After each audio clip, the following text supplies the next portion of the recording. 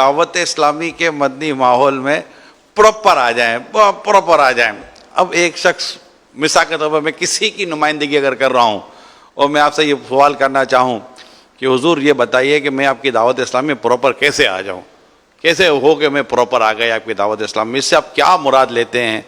تو اس کو آپ کیا ارشاد فرمائیں گے؟ دل و جان سے دعوت اسلامی والا اگر ہو جاتا ہے, ہفتہ وار سنتوں پر اجتماع میں اول تا آخر شریک ہوتا ہے, رات بھی وہاں رکتا ہے, پھر جو دینی مطالعہ کرنا ہوتا ہے وہ مطالعہ بھی کرتا ہے, اس کے علاوہ مدنی مذاکرات اٹینڈ کرتا ہے, ہفتہ وار رسالہ پڑھتا ہے, ہر مہینے 3 دن مدنی قافلے میں سفر کی سعادت حاصل کرتا ہے, اور دینی کام جو 12 ہیں اپنے دعوت اسلامی کے ان میں رچا بسا رہے گا نا, تو اور خاص کر وہ نیک اعمال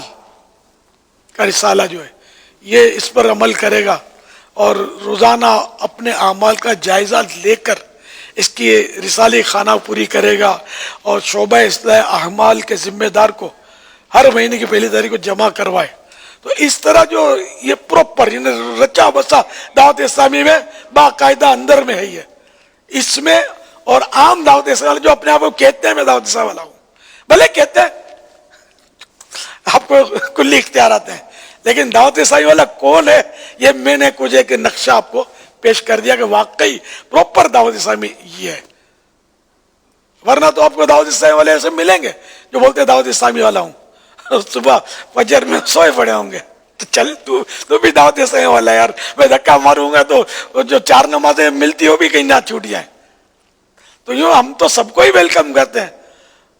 کیسا ہی مطلب ہے کہ بے نمازی ہے, شرابی ہے, کبابی ہے, دعوت اسلامی کے دروازے سب کے لیے کھلے ہیں. مگر یہی عرض کروں گا کہ آؤ, ایسے قریب آؤ کہ واقعی دعوت اسلامی والے بن جاؤ عملی طور پر, پھر دیکھنا کہ آپ کی زندگی کا کیسا مطلب ہے کہ انداز ہو جاتا ہے اور کتنے آپ لطف اندوز ہوتے ہیں اپنی زندگی سے. گویا اب یوں میں عرض کروں کہ جیسے اگر کوئی مریض ڈاکٹر کے پاس جا کر اپنے مرض کا بیان کرے تو ڈاکٹر اس سے لکھ کر دیتا ہے دوائی کہ یہ 3 ٹائم ہیں, اس میں سے کچھ دوائیاں کھانے سے پہلے ہیں, کچھ دوائیاں کھانے کے بعد ہیں, اور اتنے ٹائم تک ہیں, جی اس طرح ہیں. اگر وہ دوائیاں استعمال کرتا ہے تو پھر وہ انشاءاللہ امید ہے کہ ڈاکٹر کے کہنے کے مطابق کرتا ہے تو شفا کی طرف وہ جائے گا. اور اگر نہیں کرتا, 1 ٹائم والی نہیں کھاتا, 2 ٹائم والی نہیں کھاتا, رات کی چھوڑ دیتا ہے, دن کی چھوڑ دیتا ہے, تو پھر وہ بیچارہ ہو سکتا ہے پھر اس میں بد پرہیزی الگ کر رہا ہے, دوائیوں میں گیپ الگ کر رہا ہے,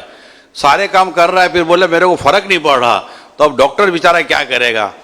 تو مجھے ایسا لگتا ہے میرے اس میں یہ فرما رہے ہیں کہ دعوت اسلامی کے پورا ایک جدول, ایک طریقے کا زندگی گزارنے کا اس نے ایک انداز دیا ہے, اسلامی زندگی گزارنے کا ایک انداز ہے